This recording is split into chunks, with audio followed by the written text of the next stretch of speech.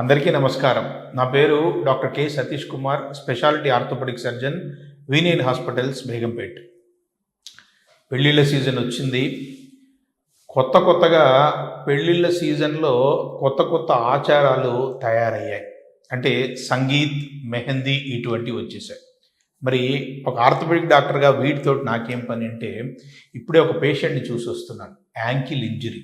ఇటువంటి ఒక కార్యక్రమంలోనే ఆవిడ పాల్గొని అక్కడ డ్యాన్స్ వేసుకున్న చెప్పు సరిగ్గా లేకపోవడం వల్ల స్లిప్ అయిపోయి యాంకిల్ ఇంజురీ అయింది. నాకు అనిపించింది ఇటువంటి యాంకిల్ ఇంజరీస్ రెగ్యులర్గా అవుతాయి. ఇప్పుడు కొంచెం జాగ్రత్తలు, అది ఎట్లా ఉంటుంది, వాటి లక్షణాలు ఎలా ఉంటాయి, ట్రీట్మెంట్ ఆప్షన్స్ ఎట్లా ఉంటాయి చెప్తామనిపించి యాంకిల్ ఇంజరీస్ మీద ఒక వీడియో చేస్తున్నాం అనమాట. యూజువల్గా ట్విస్టింగ్ ఇంజరీలో యాంకిల్ కానీ ఫుట్ కానీ దెబ్బతినే అవకాశం ఉంది. ఏమైపోతుందంటే ఆ చీలమండలంని లోపల పక్కన మీడియల్ భాగం అంటాము, బయట పక్కన లేటరల్ భాగం అంటాం. వీటిని పట్టుకొని డెల్టాయిడ్ లిగమెంట్ లోపలి పక్కన, లేటరల్ కొల్లేటర్ లిగమెంట్, ఏటీఎఫ్ఎల్ లిగమెంట్స్ బయట పక్కన ఉంటాయి అన్నమాట. సో కింద భాగంలో స్ప్రింగ్ లిగమెంట్ ఉంటుంది. క్యాల్కేనియన్ నావిక్యులర్ లిగమెంట్ని స్ప్రింగ్ లిగమెంట్ అంటారు.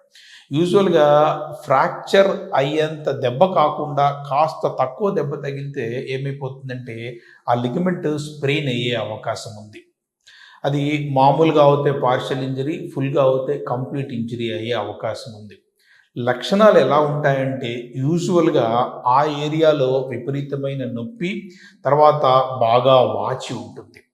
వీటితో పాటుగా కదిలినట్టుగా కూడా ఉంటే ఫ్రాక్చర్ ఉండే అవకాశం ఉంది. లేదు కేవలం వాపు మాత్రమే ఉంది, పెయిన్ మాత్రమే ఉండి లిగమెంట్ స్ప్రెయిన్ అయ్యే అవకాశం ఉంది అనమాట.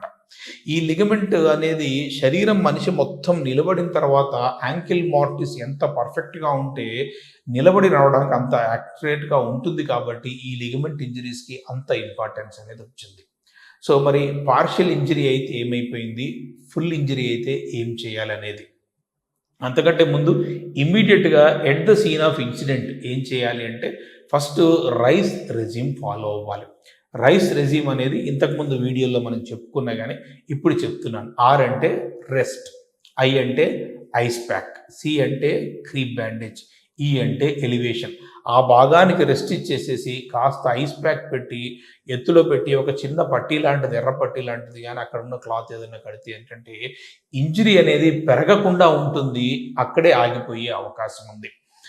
ఇక్కడ గుర్తుపెట్టుకోవాల్సింది ఏమిటంటే పాదం కలర్ మారినా కానీ, తిమ్మిర్లు వచ్చినా కానీ సాధ్యమైనంత తొందరగా డాక్టర్ని కలవాలి. లేదు వాపు వచ్చింది అంటే ఐస్ ప్యాక్ పెట్టుకొని ఒక పూట రెస్ట్ తీసుకున్న తర్వాత కూడా పెయిన్ కంటిన్యూ అవుతుందంటే ఇమ్మీడియట్గా నెక్స్ట్ కలవాల్సింది ఆర్థోపెడిక్ డాక్టర్ గారిని. ఇది at the scene of incident మనం చేయాల్సిన ట్రీట్మెంట్.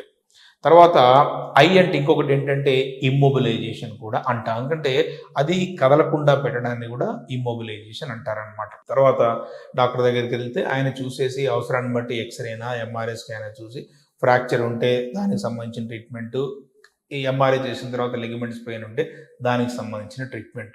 యూజువల్గా పార్షియల్ స్ప్రెయిన్ కానీ, ఫుల్ టేర్ కానీ, ఫ్రాక్చర్ అసోసియేటెడ్ కానీ ఉండే అవకాశం ఉంది.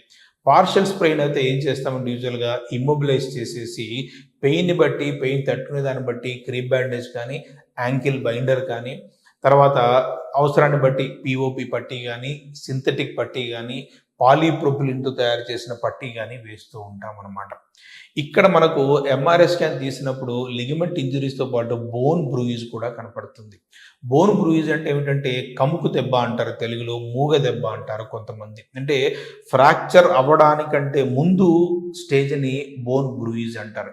ఇక అంతకన్నా దెబ్బ అట్లనే కంటిన్యూ అయిపోతే, అంతకన్నా పెద్ద దెబ్బ తగిలితే ఏమవుతుందంటే ఎముక ఫ్రాక్చర్ అయిపోయే అవకాశం ఉంది. ఇక్కడ పర్ఫెక్ట్ రెస్ట్ అనేది చాలా అవసరం అన్నమాట. అక్కడ మనకు ఒక్కొక్కసారి న్యూమాటిక్ బ్రేస్ కూడా మనం ఇస్తూ ఉంటాం. సో మనకు తీసుకున్న ట్రీట్మెంట్తో కూడా తగ్గకపోతే ఒక రేడియాలజికల్ ఇన్వెస్టిగేషన్, ఎక్స్రే కానీ, ఎంఆర్ఐ స్కాన్ కానీ, అల్ట్రాసౌండ్ కానీ, సిటీ స్కాన్ కానీ తీసిన తర్వాత దాంట్లో వచ్చిన ప్రాబ్లం బట్టి పార్షియల్ ఇంజరీ అయితే రెస్టు, మెడికేషను, తర్వాత సిమెంట్ పట్టీ లాంటిది, బ్రేస్ లాంటిది వేస్తాం. కంప్లీట్ టేర్ అయిపోతే మాత్రం ligament end to end repair చేయాల్సిన అవసరం ఉంటుంది. ఆ పడ్డ ఏరియాని బట్టి, అయిన ఏరియాని బట్టి ఓపెన్ చేసి రీకన్స్ట్రక్ట్ చేయాలా, రిపేర్ చేయాలా, ఆర్థ్రోస్కోపిక్గా చేయాలా అని డిసైడ్ చేస్తూ ఉంటాం అనమాట. ఒకవేళ ఆర్థ్రోస్కోపిక్గా కానీ చేయాల్సి వస్తే ది బెస్ట్ రిజల్ట్ వచ్చే అవకాశం ఉంది. ఒక్కొక్కసారి ఆర్థ్రోస్కోపిక్గా చేయలేకపోతాం, అక్కడ రీకన్స్ట్రక్ట్ చేయాల్సిన అవసరం పడుతుంది. రీకన్స్ట్రక్ట్ చేయాల్సి వచ్చినప్పుడు ఎక్స్ట్రా లిగమెంట్ శరీరంలో ఎక్కడి నుంచైనా తీసుకొచ్చి ఆ ఏరియాలో ఫిక్సేషన్ డివైస్ తోటి ఫిక్స్ చేస్తే అప్పుడు పర్ఫెక్ట్ రిజల్ట్ వచ్చే అవకాశం ఉంది అనమాట. మరి ప్రివెన్షన్కి ఏం చేయాలి? ఫస్ట్ మనము తెలిసిన మూమెంట్స్ మాత్రమే చేయాలి. అంటే కొంతమంది డ్యాన్స్ చేసే దాంట్లో ఒక అబ్నార్మల్ మూమెంట్స్ ఎవరినో చూసి ఇన్స్పైర్ అయిపోయి వాళ్ళలాగా చేస్తాం, అక్కడ బ్యాలెన్స్ అవుట్ అయిపోయేసి ఇంజరీ అవకాశం ఉంది. తర్వాత హై హీల్స్ లాంటివి వేసుకున్నప్పుడు కొన్ని మూమెంట్స్ చేయడానికి మాత్రమే పాదం పర్మిషన్ ఇస్తుంది, అటువంటి మూమెంట్ మాత్రమే చేయాలి. అటువంటి కంటే ఎక్కువ చేయాల్సి వచ్చినప్పుడు చెప్పు తీసేయడం కానీ, లేకపోతే బేర్ ఫుట్ మీద కానీ, లేకపోతే షూ లాంటిది వేసుకొని చేస్తే ఇబ్బంది లేకుండా ఉండే అవకాశం ఉంది అనమాట. So prevention is always better than cure అనే సామెత పాదం ఇంజురీస్ కూడా, యాంకిల్ ఇంజురీస్ కూడా బాగా ఉపయోగపడుతుంది అనమాట. ఇక తర్వాత జనరల్ హెల్త్ కింద మనకి రెగ్యులర్గా చీలమండలం పెయిన్స్ అవి ఉన్నప్పుడు అండర్ వాటర్ ఎక్సర్సైజ్ చేయడము, విటమిన్ డి, కాల్షియం సప్లిమెంట్స్ తీసుకోవడం అనేది తప్పనిసరి అనమాట.